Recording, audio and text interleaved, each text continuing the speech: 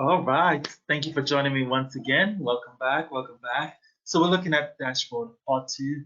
We're looking at the dashboard and the information that will populate on the dashboard. As I mentioned in the previous video, part one, the information on the dashboard comes from information that you enter in all of these months before. So once you've entered data into all of these months, then the information on the dashboard will self-populate.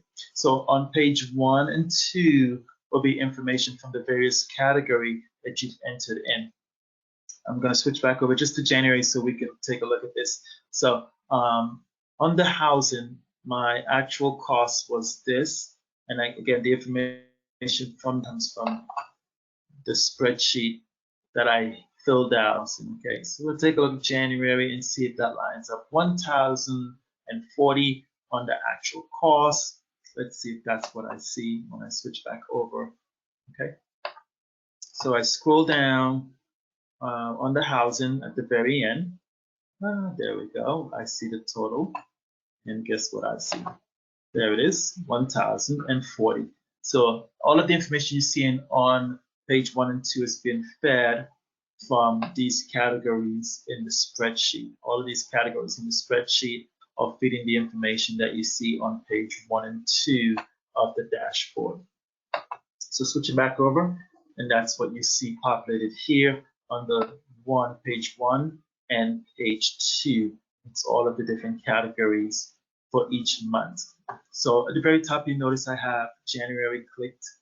Once I start filling out information for all the other months, February, then the information will change. I've already put information in. That's why you see it's graphing.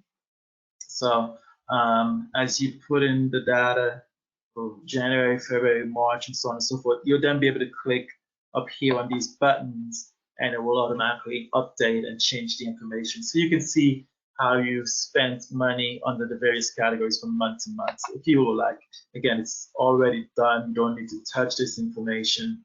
It pulls it from the information you enter in the months to come, okay?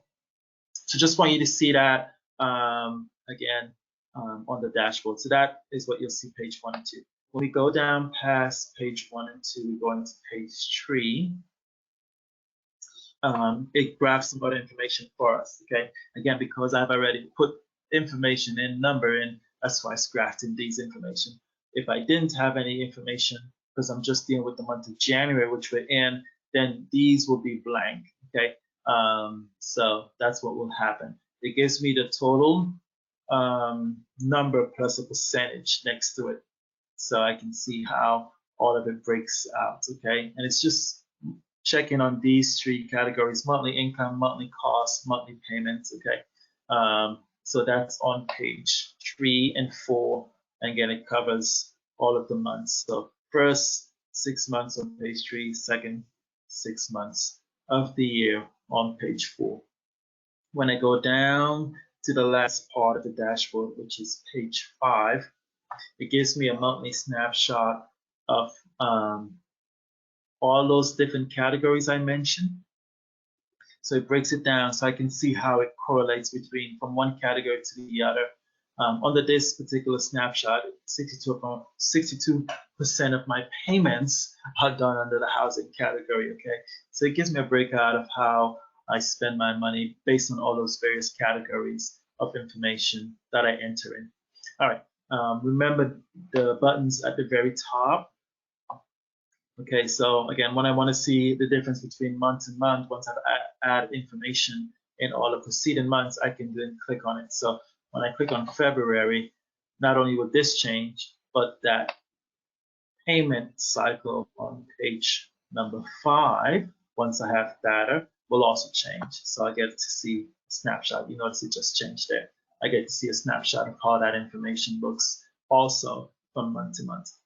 Lastly, at the very bottom, the last part of the dashboard, it will give me an overview of these items: total income, total cost, total payment, total savings. It will break out those different information for me. And again, it will not only show me the percentage, but it'll give me the total number as I go along. I do want to mention to you version 2, which we're in. Right now, the very first 6 months, once you start entering information in, it will automatically graph it for you. Once we go into the month of July, that is not currently activated to graph. However, I am expecting that in the month of February, I'll release a new update. It will be version 3, and it will have all of the information all the way to December that you can utilize, and it will change in graph.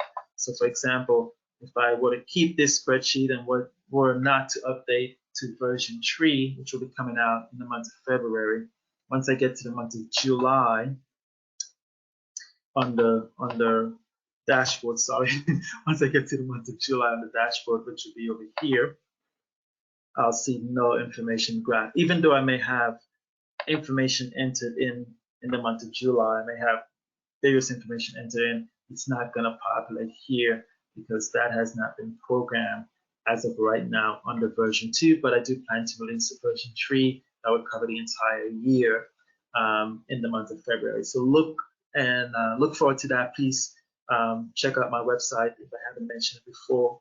It's www.shadrachneal.com, and you'll get that updated form. It's available as a courtesy and as a thank you for all those that have purchased the book, Let There Be Order in My Budget. If you haven't done so, please pick one up. I guarantee it will be a blessing. It will provide you with some great insight, strategies, okay, and tips, what you can use to help continue to stay on track, or if you're off track, to get you back on track and moving forward. Thank you again for joining in this particular session, part 2 of this particular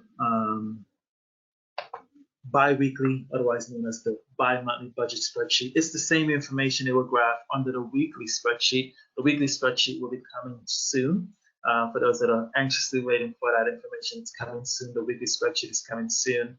And again, it will do the same information. The dashboard will graph just the same, except that you'll be getting paid weekly versus getting paid bi-monthly or bi-weekly, which this particular form is built for. All right, thank you once again. Continue to have a great day.